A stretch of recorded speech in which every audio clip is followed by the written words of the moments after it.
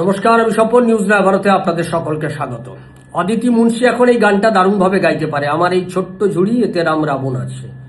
অদিতি মুন্সি যদি এই গানটা গায় তাহলে দেখতে পাবেন তার ছোট্ট ঝুড়িতে এখনো পর্যন্ত কেন্দ্রীয় তদন্তকারী সংস্থা যা বের করতে পেরেছে সেই ঝুড়ি থেকে আমরা দেখতে পেলাম 100 কোটি টাকার মালিক দেবরাজ আর অদিতি।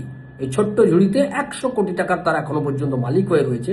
শুধু এখানেই তারা থেমে থাকেনি, তাদের 3টে বিলাসবহুল গাড়ি পাওয়া গেছে, যে 3টে বিলাসবহুল গাড়ি প্রায় কোটি টাকার কাছাকাছি। সেই 3টে বিলাসবহুল গাড়ি এখনো পর্যন্ত পাওয়া গেছে। কি জাদুতে একজন কাউন্সিলর, এমএলএ তার গান গায়ে, গান গেয়ে এত কোটি টাকা এত অল্প সময়ের মধ্যে তারা রোজগার করে ফেলে। কারো যদি তাকে দান ধ্যান না করে থাকে তাহলে সেই এত পরিমাণ টাকা সে রোজগার করলো কিভাবে, এটা কিন্তু একটা বড় আশ্চর্যের বিষয়। আমার মনে হয় পিসি সরকার জাদু দেখালেও বোধহয় জাদু দিয়ে এত অল্প সময় এত কোটি টাকা তিনি বোধহয় দেখাতে পারতেন না, যে জাদু দেবরাজ আর অদিতি দেখিয়েছে। দেবরাজ আর অদিতির এই জাদু পশ্চিমবাংলার মানুষ দেখছে। যদিও এদেরকে দোষ দিয়ে লাভ নেই, কারণ এদেরই যারা মাথায় বসে রয়েছে সেই পিসি ভাইপোর আদরের ভাইপো কয়েক লক্ষ কোটি টাকার মালিক এখনো পর্যন্ত আমরা যা জানতে পেরেছি।